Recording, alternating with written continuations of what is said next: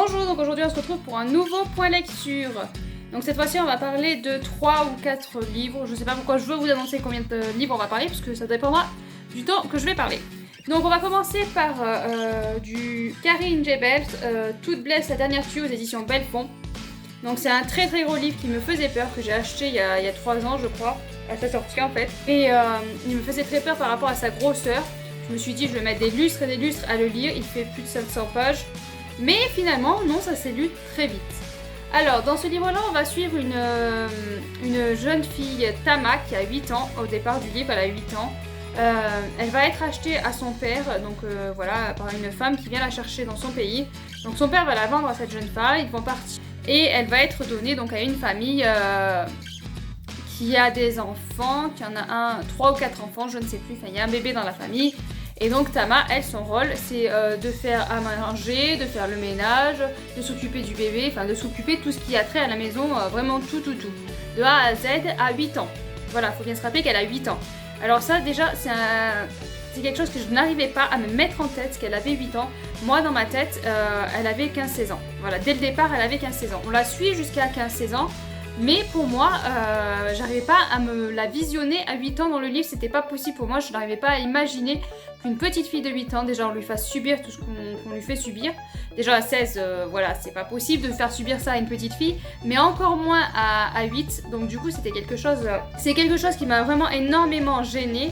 D'arriver à m'imaginer, à me la voir à 8 ans, j'avoue que j'ai pas réussi. J'ai pas réussi de suite, pour moi dans l'histoire, elle avait 15-16 ans. Donc du coup, je voyais pas trop l'évolution, elle est plus ou moins restée sur le même âge au fil des pages parce que on avançait, donc elle vieillissait. Mais comme moi déjà, dès le départ, je l'avais vieilli, voilà, j'ai pas vu trop cette évolution-là, mais dans le livre, on évolue bien. Voilà, tout ça pour vous dire que c'est une petite fille de 8 ans qui a été du coup achetée pour s'occuper de l'intérieur d'une maison. Elle n'en sort pas, elle ne voit pas la lumière du jour, elle est enfermée, personne ne sait qu'elle est là, personne ne se doute qu'elle est là, qu'elle existe. Malheureusement, c'est quelque chose qui existe, ça s'appelle l'esclavagisme moderne, et ça existe, et je trouve que c'est bien de faire ce genre de livre-là pour nous montrer que voilà, c'est quelque chose qui existe, ouvrez les yeux, ça peut exister, votre voisin, c'est possible que ça se passe chez votre voisin, donc ouvrez les yeux. Bon, malheureusement, même si ça se passait chez le voisin, voilà, il y a très peu de chances pour qu'on le voie, mais au moins on sait que ça existe, et c'est bien de le dire. Je commence à avoir mal au bras parce qu'il est quand même gros, hein. Il est pas si lourd que ça, mais il est gros. Donc voilà, donc on suit cette petite fille-là, donc elle fait le ménage. À la limite, bon, ça se fait pas de tâcher une petite fille et de lui faire ça, mais ça se résout pas à ça.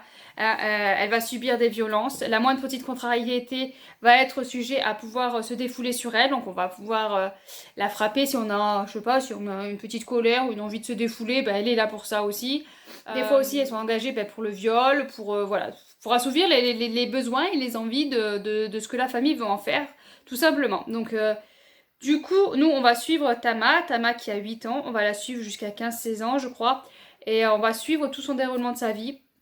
Donc c'est très noir, c'est très dur, la tension est très forte, c'est très lourd à supporter, toute cette violence, toute cette noirceur, c'est vraiment noir, et puis on va suivre vraiment Tama qui vit vraiment l'imaginable, hein. Si vous voulez essayer d'imaginer ce qu'elle vit, honnêtement, ça va être compliqué d'imaginer parce qu'elle vit vraiment des choses, waouh. Ça en revient trop. Voilà, c'est une surenchère, on ajoute. Et ça en est peut-être un peu trop, mais bon. Voilà, c'est peut-être un petit bémol, c'est que ça va peut-être un peu trop loin, mais qui sait, peut-être qu'en réalité ça se passe comme ça, je ne sais pas. Hein, voilà, moi je suis pas... J'arrête pas de songer, c'est tellement lourd, je devrais peut-être le poser. Donc voilà, donc ça en fait beaucoup. C'est vraiment, elle subit vraiment des choses affreuses et très lourdes et très dures. Et malgré ça, on continue quand même le livre. Hein. On continue quand même le livre parce que on a espoir, on se dit que peut-être une petite lumière va apparaître et va lui sauver la vie et lui faire du bien. Alors oui, il y a de la lumière dans ce livre, mais c'est vraiment des toutes petites lumières, un filet de rayons de soleil qui passe à travers les gros nuages, la grosse tempête, et le filet de lumière n'est pas si lumineux que ça en fait. Voilà, parce que ça peut spoiler, donc si vous avez peur de spoiler, vous arrêtez là. Je vais vous mettre un chiffre pour vous dire à quel moment vous pouvez reprendre la vidéo. Voilà. Je sais pas. Le seul petit truc qui peut spoiler, c'est ça, c'est que je vais vous dire que la seule rayon de soleil qui est dans sa vie, en fait, c'est une histoire d'amour. Une histoire d'amour avec une personne qui n'est pas si saine que ça. Voilà, c'est vraiment une relation malsaine, une relation qui est... c'est pas de l'amour-amour, quoi. C'est un amour possessif, c'est un amour malsain, c'est un amour qui fait mal, qui est douloureux, qui est violent aussi. Donc voilà, donc c'est un rayon de lumière assez sombre quand même. Il est pas tout clair, il est assez gris comme rayon de lumière. Mais on peut pas adhérer à cet amour-là, mais on se dit que elle a connu quand même un petit moment de bien-être et de bonheur entre guillemets, parce que c'est pas non plus l'extase, mais de mieux, on va dire, d'un peu mieux que ce qu'elle subissait. C'est vraiment une pointe de lumière légère, hein. Qui va pas durer d'ailleurs, ça va pas durer très longtemps. On va de suite retomber dans le dur, le hard, mais ça a quand même permis à apaiser un petit peu pendant un petit moment. Malgré que ça soit pas génial, on a soufflé quand même dans le livre. On s'est dit bon, ça va un peu mieux, et puis POUM, allez, on se reprend une claque et on retombe dans le dur du dur. Donc c'est pas un livre que tout le monde peut lire, voilà, parce que ça va de pire en pire. Si vous commencez à lire, vous trouvez que ça dure, ben, dites-vous que ça va être encore pire après, voilà. Dites-vous ça va être encore pire. Il y a voilà deux trois rayons de lumière. Il y en a un, comme je vous ai expliqué, donc vous n'avez peut-être pas entendu si vous avez sauté ce moment-là, quand je vous ai expliqué qui est un rayon pas tout à fait génial. Il y a un autre rayon de bonheur, voilà, qui passe dans sa vie, qui est très flash, très rapide, mais qui a permis à lui faire du bien aussi à ce moment-là. Et c'est des moments que j'ai adorés, c'est des passages que j'ai énormément aimés et qui malheureusement, bon, n'ont pas duré pour elle, mais c'était très fort, très intense et très beau. Voilà, c'est le seul passage dans le livre où on peut dire que c'est très beau. Après, voilà, après, il y a rien de beau, rien de réjouissant à ce qui se passe dans ce livre-là, mais je trouve que c'est quand même plutôt pas mal d'écrire ce genre de situation dans un livre qui n'est pas réel, quoi, pas dans un livre non témoignage, dans un livre voilà qui peut nous montrer ce qui se passe dans les foyers, ce qui se passe à l'heure actuelle dans les foyers, hein, mais qui n'est pas trop dur. Voilà, le fait de savoir que c'est pas une histoire vraie aide à passer la chose. Je sais pas si vous comprenez ce que je veux dire, c'est assez compliqué d'expliquer ça. Donc sinon, il y a quelques points négatifs, hein, parce que voilà, ça c'est de plus en plus noir, de plus en plus dur, et ça, on dirait qu'il y a une surenchère de difficultés. Donc ça, c'est un petit bémol de toujours en rajouter. Je pense que sa vie était assez dure comme ça, sans en plus en remettre une couche. Malgré cette noirceur, ben on tourne les pages, on continue, on a envie. Je pense que c'est le côté espoir qui nous fait continuer, qui nous fait dire, bon ben, j'ai espoir que ça aille mieux pour elle, j'ai espoir qu'il y ait quelque chose de bien pour elle, et donc on continue, on s'acharne, et voilà. Et on arrive à la dernière page en un rien de temps. C'est vraiment un livre très addictif. J'ai découvert vraiment cet auteur Khalil Gibran, et je vais voir si je trouve d'autres livres qui peuvent m'intéresser d'elle, parce que vraiment c'était une très bonne lecture, malgré le thème très dur dedans, malgré que ce soit très dur et très dur à digérer, ben, j'avais envie de continuer, de tourner les pages et de pas m'arrêter, en fait, tout simplement. Donc voilà, donc pour résumer rapide, un livre très dur, très sombre, très noir, mais très intéressant aussi. Donc voilà, donc c'est une très bonne lecture. Si vous avez le cœur bien accroché, vous pouvez le lire, je vous le conseille même. C'est une très bonne lecture, mais voilà, faut être accroché et ne pas être trop sensible, hein. Faut pas être sensible, voilà, tout simplement. Donc on va enchaîner sur un autre livre qui peut être assez dur. C'est quand même un peu plus léger que Toute blesse sa dernière tue, mais c'était quand même un livre assez dur. Donc c'est Juste après la vague de Sandrine Colette aux éditions Le Livre de Poche, pardon. Voilà, donc c'est l'histoire, on va suivre un couple perché au bout d'un bout de terre avec leurs 9 enfants. Il reste seulement un petit bout de terre parce que l'eau a envahi toute la planète. Il reste des petits bouts de terre par-ci, par-là, les sommets les plus dominants, et qui restent, voilà, ils sont là, mais l'eau continue à monter, donc il va falloir qu'ils arrivent à se sortir de là. Le seul moyen de se sortir de là, c'est une barque. Ils ont une barque, sauf que la barque ne peut pas contenir les 9 enfants et eux deux. Donc il va falloir qu'ils fassent un choix. Qui va monter dans cette barque? Qui va devoir rester sur l'île et au risque de mourir parce que l'eau continue à monter, donc c'est inévitable. Donc ils vont devoir faire ce choix-là et c'est surtout pour ce choix-là que j'avais acheté ce livre, le choix de comment fait-on pour choisir entre ses enfants. Ils ont 9 enfants, il n'y a pas assez de place dans la barque et ils vont devoir choisir qui va monter dans cette barque dans l'espoir de trouver peut-être une île, un endroit où il reste de la terre. Il y a 342 pages, donc ça se lit très très vite, c'est très rapide. C'est très prenant aussi, moi je l'ai dévoré, voilà, je ne voulais pas le lâcher, c'était très prenant, je voulais savoir ce qui allait advenir de cette famille, même si je ne me suis pas attachée au personnage, voilà. Ça c'est un petit bémol, c'est que j'ai pas réussi à ressentir des émotions avec les personnages, à m'accrocher à eux, voilà, ça n'a pas matché avec eux, mais bon, c'est un petit bémol qui n'a pas posé problème dans ma lecture. J'avais acheté le livre, comme je vous ai dit, pour le choix qu'ont fait les parents par rapport aux enfants. Voilà, il fallait qu'ils choisissent entre leurs enfants, quels enfants ils allaient emmener, quels enfants ils allaient laisser. Et moi, je l'ai acheté parce que je me suis dit, c'est quand même une question importante, on va y passer beaucoup de temps. Or, bon, on n'a que 2-3 pages là-dessus, donc j'étais un petit peu déçue là-dessus parce que, bon, voilà, moi je voulais voir comment on peut choisir entre ses enfants. Est-ce que c'est possible à choisir entre ses enfants? Voilà, moi je voulais vraiment qu'on approfondisse, qu'on aborde plus le sujet. C'est abordé, mais trop légèrement et trop rapidement pour moi. Donc c'était un petit bémol parce que c'était vraiment pour ça que je voulais lire ce livre-là. Donc dans ce livre-là, on ressent bien la nature. Voilà, la nature qui est dévastatrice, la nature qui est terrible et la nature contre laquelle on ne peut rien. On ne peut absolument rien. Là, c'est l'eau, donc c'est l'eau qui submerge, qui submerge tout et sur lesquels on n'a aucun contrôle, on ne peut pas contrôler l'eau, on ne peut contrôler rien de ce qui est naturel. Toute la nature se contrôle elle-même, on n'a aucun contrôle sur la nature. Et c'était bien démontré dans ce livre-là, c'était bien présent, le danger que représentait l'eau était bien présente, on avait vraiment cette sensation d'oppression et d'angoisse et de difficulté et de ne pas contrôler surtout. Le fait de ne pas contrôler les choses, c'était bien présent dans le livre, on le ressentait bien. On ressentait bien d'être perdu et de ne pas arriver à contrôler cette nature-là est compliqué à vivre.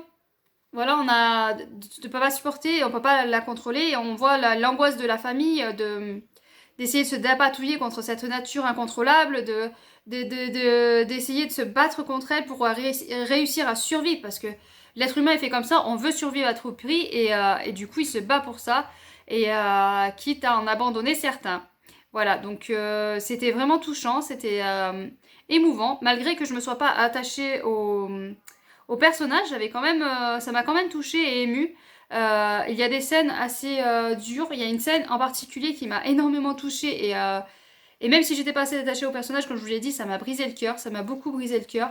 Et voilà, c'était très émouvant. Après, il y a des personnages qui ont...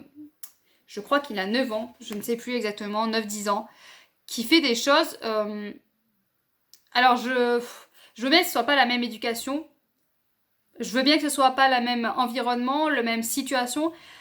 Voilà, est-ce qu'à 9-10 ans, on peut arriver à faire ce qu'il faisait là-dedans? Je ne sais pas, parce que moi, je prends mon exemple de mon fils qui a 9 ans, il n'aurait pas pu faire ça, ça c'est sûr et certain, il n'aurait pas pu faire ça. Même dans le plus grand désespoir qui soit, il n'aurait pas résisté, il n'aurait pas tenu physiquement.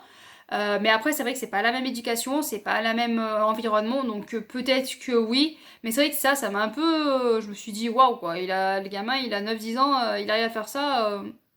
Voilà. Enfin, ça, c'est juste le petit truc, je me suis dit, j'ai des doutes. Mais sinon, c'était très très bien, une très bonne lecture pareil, c'est un page turner aussi. Hein, on tourne les pages, on veut pas s'arrêter, on va voir le fin mot de l'histoire.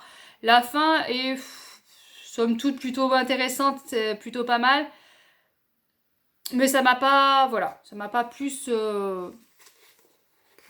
convaincu que ça. Et puis ça finit, voilà, j'aurais aimé qu'on finisse correctement, réellement, et avec... qu'on aille un peu plus loin sur la fin.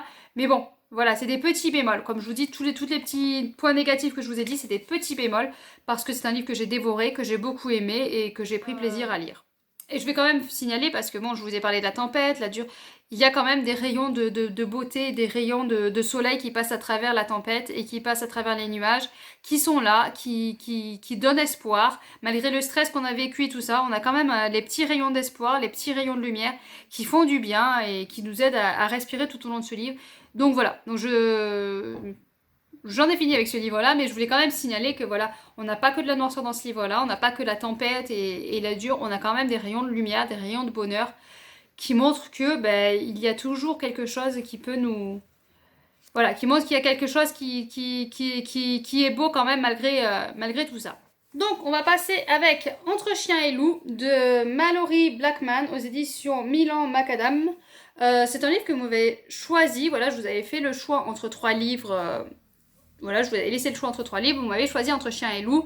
Je vous en remercie. J'ai pu découvrir un livre que j'avais depuis très longtemps dans ma bibliothèque.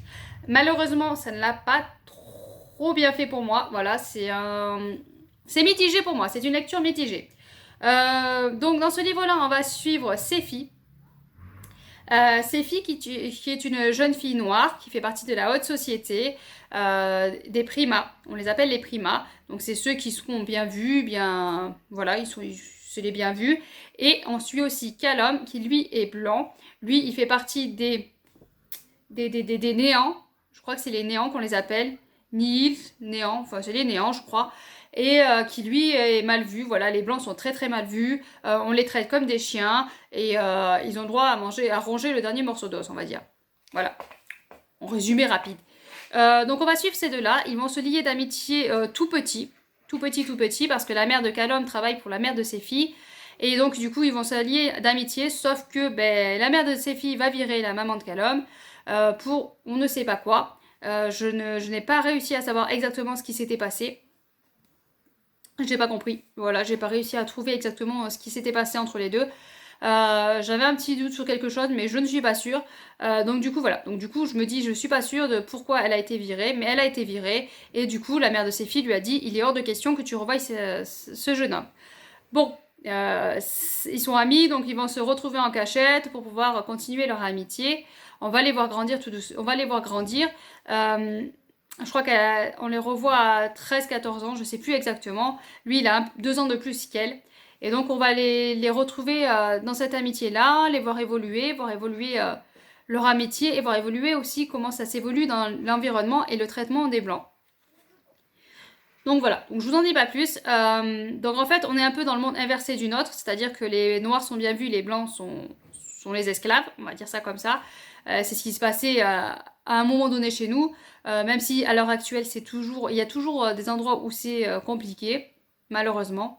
Donc voilà, donc je vous dis que j'ai pas adhéré parce que je n'ai pas réussi déjà à m'accrocher au personnage. J'ai eu aucun lien, aucun sentiment pour les personnages. Leur relation d'amitié, je ne sais pas, mais ils avaient une façon de se parler qui ne me plaisait pas. Voilà, ça ne me plaît pas la façon dont ils se parlaient, dont ils échangeaient. Je n'ai pas réussi à comprendre comment on pouvait être amis et se parler comme ça. Donc on change de cadre pour finir cette vidéo. J'ai été coupée parce qu'il n'y a plus de batterie sur mon portable. Du coup, je le branche et je finis pour essayer de me rappeler plus ou moins ce que je vous disais, sinon je vais répéter plusieurs fois la même chose. Je ne sais plus d'ailleurs exactement ce que je disais, donc j'espère que je ne vais pas me répéter. Du coup, voilà. Du coup, ce livre parle vraiment de l'intolérance et de la stupidité de l'être humain, de jusqu'à quel point ça peut aller et à quoi ça peut mener aussi d'avoir un comportement aussi violent et aussi catégorique, sans réfléchir à ses actes. On parle beaucoup de choses. On aborde la maladie, le deuil, l'intolérance, la politique, le terrorisme. Enfin, il y a beaucoup de choses. Malgré ça, j'ai trouvé qu'on n'approfondissait pas assez sur chaque thème. Il y a combien? Il y a 400 pages. Donc vous imaginez, on a plein de thèmes. Je trouve qu'on n'approfondissait pas sur chaque thème. On a passé assez vite et sans creuser plus. Donc ça faisait beaucoup trop de thèmes, je trouve, pour un seul livre, en peu de pages. Malgré ça, je voulais qu'on approfondisse, mais malgré ça, je trouvais qu'il y avait des longueurs. Il y a des moments où je me suis royalement ennuyée. Je tournais les pages, je me disais, j'espère qu'on va bouger ou qu'on va faire quelque chose, parce que là, j'en peux plus, j'en ai marre. Voilà, donc il y a des moments où je me suis royalement ennuyée, et de l'autre côté, je trouvais que c'était pas assez approfondi sur tous les thèmes qui étaient abordés dans le livre, donc je trouve ça plutôt dommage. Donc du coup, au final, c'est une lecture un peu mitigée. Après, peut-être que j'en attendais beaucoup trop de cette lecture, voilà, j'en attendais peut-être un peu trop. J'espérais plus, je sais pas quoi plus, mais plus. Mais je vais quand même le garder parce que ça pourrait peut-être convenir à mes enfants. S'ils le lisent assez jeunes, peut-être que ça peut convenir plus pour les plus jeunes. À la base, d'ailleurs, c'est un jeunesse, hein, c'est fait pour les plus jeunes. Peut-être que moi, c'est pas passé parce que, bah, je sais pas. J'ai passé l'âge, j'ai passé un cap. Je ne sais pas. Donc, je vais garder le livre pour mes enfants. C'est quand même un assez bel univers qui aborde des sujets importants, malgré que ce soit pas assez poussé. Voilà, ça peut être intéressant pour eux. Donc je vais passer vite fait sur ce livre-là parce que je suis sûre de vous en avoir déjà parlé. Et en fait, j'ai cherché sur ma chaîne et sur Instagram aussi. J'étais sûre d'avoir posté et tout, et je n'ai rien trouvé. Donc je pense que j'ai oublié d'en parler, mais voilà. Je préfère y passer vite fait parce que si c'est un doublon, je veux pas non plus que ça vous prenne trop la tête parce que je l'ai déjà fait. Donc je vais vous parler de Femme en colère de Mathieu Ménégo aux éditions Grasset. Donc c'est un livre touchant, poignant et très très très intéressant. Il est très court. Il est très très court, il s'est lu en une journée, 192 pages. Et ça m'a vraiment touchée. Seul bémol, hein, c'est la fin. Mais ça, Piketty l'avait prévenu. C'est à cause de elle, enfin à cause, grâce et à cause de Piketty que je l'ai lu. Elle en a parlé tellement en bien que je l'ai lu, mais elle avait prévenu que la fin était mitigée. Et c'est vrai que la fin pose des interrogations et se dit... voilà, on est un peu surpris. Donc dans ce livre-là, on va suivre le procès d'une jeune femme. Enfin, on va pas suivre le procès, on va pas voir tout ce qui se passe durant le procès. On va arriver après le procès de cette jeune femme en 2020 à Rennes. On va découvrir donc ses écrits, son journal qu'elle va écrire durant l'attente de son jugement. Donc on va avoir de son côté ses écrits, ses pensées, ce qu'elle va écrire. Et d'un autre côté, on va avoir la délibération des jurés. Et du coup, voilà, donc du coup, on va suivre ça. C'est très intéressant parce on voit vraiment comment ça se passe durant les délibérations. Apparemment, il s'est vraiment informé et vraiment basé sur ce qui se passe réellement en France. Et moi, ça m'a beaucoup appris et beaucoup... Il y a des choses qui m'ont un peu interrogée et choquée. Je ne pensais pas que ça se faisait comme ça. Je trouve ça un peu... voilà, un peu limite. Mais bon, on ne peut pas faire toujours en mieux. Et on a aussi le côté de ses pensées, de ce qu'elle a fait. On revient en arrière pour revoir ce qu'elle a fait. Donc on sait dès la quatrième couverture qu'elle s'est fait sa propre justice, hein, qu'elle a subi quelque chose et qu'elle s'est fait sa propre justice. Est-ce qu'on peut faire sa propre justice ou est-ce qu'on peut faire confiance aux personnes auxquelles on va parler? C'était très beau, très touchant, très poignant, très intéressant à suivre. Très intéressant à suivre et honnêtement c'est à lire, je trouve que c'est important de lire ce genre de livre. Donc c'est Mathieu Ménégo, donc c'est un homme qui parle de ce que subit une femme et malgré que ce soit un homme, je trouve que c'est très bien décrit, très bien fait et on se rend pas compte que c'est un homme, ça aurait pu tout tant bien être une femme qui écrit ses émotions et ses ressentis. Donc j'ai trouvé ce livre très bien fait. Voilà, plutôt intéressant, pas mal et vraiment poignant, touchant et à lire. Donc je voulais absolument vous en parler parce que je suis sûre de vous avoir déjà parlé de ce livre-là, mais impossible de le retrouver. Je voyais dans ma pile à livres dont je devais vous parler, donc je vous en reparle vite fait là, parce que c'est quand même un livre très intéressant, très touchant, et je vous mets le résumé. Voilà, très important je trouve comme sujet à lire et à s'informer. Voilà, enfin moi ça m'a vraiment touchée et à lire. Donc voilà, donc on en a fini avec ce point lecture, je vous laisse. N'hésitez pas à me dire si vous avez lu un de ces livres-là, s'ils vous ont plu ou pas plu, ou n'importe, peu importe, ce que vous êtes en train de lire actuellement. N'hésitez pas à vous abonner à la chaîne si ce n'est pas fait, à laisser un petit pouce bleu, ça fait toujours plaisir et ça encourage. Et puis à bientôt et bonne lecture.